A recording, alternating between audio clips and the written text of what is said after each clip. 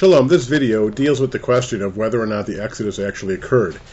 I was asked the question the following way by somebody who wanted me to answer it in the Ask the Rabbi series, but it takes too long an answer, I think. The question was, is the Exodus a story, fact, or myth? A prominent rabbi, David Wolpe of Los Angeles, a conservative colleague, stated, quote, the truth is that virtually every modern archaeologist who has investigated the story of the Exodus agrees that the way the Bible describes the Exodus is not the way it happened, if it happened at all. And he quotes some prominent archaeologists who clearly asserted evidence over self-interest.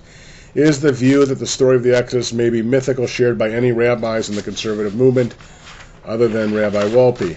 So first I'll just tell you a joke. Boy comes home from Sunday school after learning the story of the Exodus, and his parents say, "What'd you learn?" And the boy said, "Well, we learned that the Israeli 5th Tank Corps invaded Egypt and surrounded the palace, and Pharaoh had no choice but to let him go, and the Engineer Corps built a bridge over the Red Sea, and the Israelites were transported on amphibious vehicles." Parents said, "You learned that?" In Hebrew school, the boy said, "Well, not exactly, but if you would hear the story that they actually told us, you wouldn't believe it. This is much easier to believe." Okay, well, enough with the joke, so what's the truth? The truth is we have no idea. I mean, I basically agree with Rabbi Wolpe, and I think most educated people do. The Bible aside, you got to ask yourself, who would invent the slave pass? It's quite probable that our ancestors were slaves in Egypt. Did they get out with the way they did? I've mentioned in other videos that if you read the Egyptian newspapers for 100 years, you'll find that every plague occurs over the course of 100 years. There are huge sandstorms where you can't see your hand in front of your face. Certain kind of science can show exactly how these occur. Certain kind of discharges come down from the upper Nile and they make the river look red. The frogs can't stand the new kind of water compositions. They jump out. They decay. It brings other disease.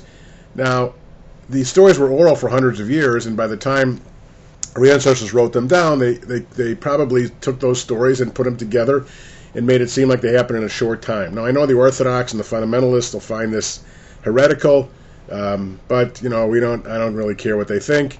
They don't really deal in the realm of scientific truth.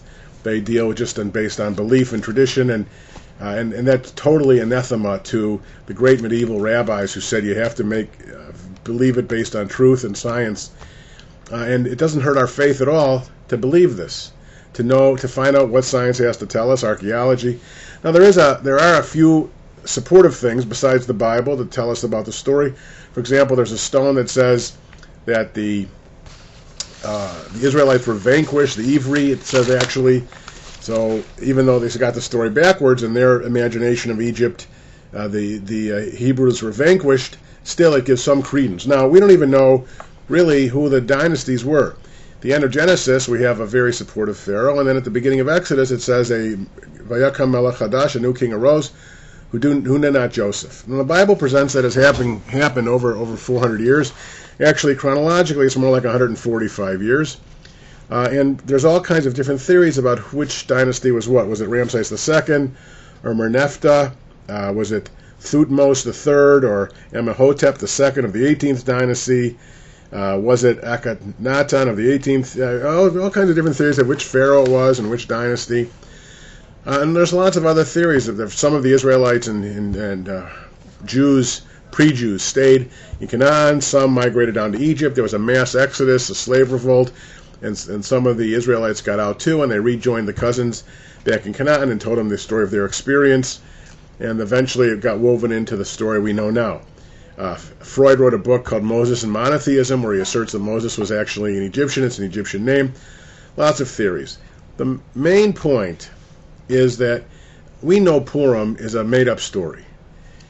And you watch my Purim the Truth video to see at least six different reasons where it's clearly an historical novel, the Book of Esther. Mordechai and Esther were the names of Marduk and Ishtar, Babylonian goddesses. God isn't mentioned in the book. Esther was never the wife of Ahasuerus. We know who his wives were. But that doesn't change the story from a myth perspective. Myth not meaning falsehood, myth meaning the very essence of a civilization.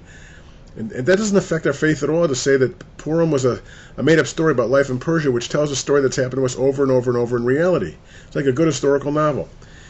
And so whether the Exodus occurred exactly the way the Torah says it does, or it's partly myth, doesn't change the fact that it's the greatest paradigmatic example, story that is of liberation from bondage, which has fueled the imagination of people fighting for freedom from that moment forth. And it's critical for us to retell the story, and we do it with all of these very tangible senses of smell and taste and sight. There's nothing like the smell of that horseradish your grandfather makes, or the taste of that dry matzah, or the discipline of eating food that's not as rich during the week. That is the very powerful idea of the mitzvah of Passover. Now, I know the Orthodox would say, well, if it's not true, then you can't do it.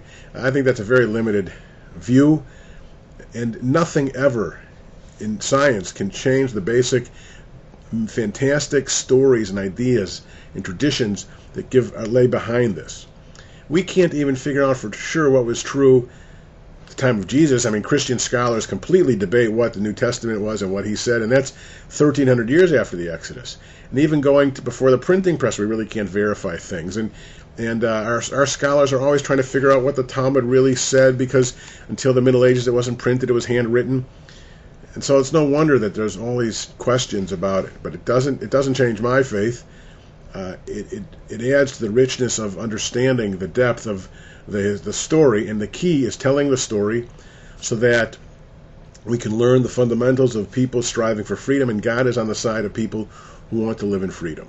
That's my view, and I think the view of most non-fanatical rabbis.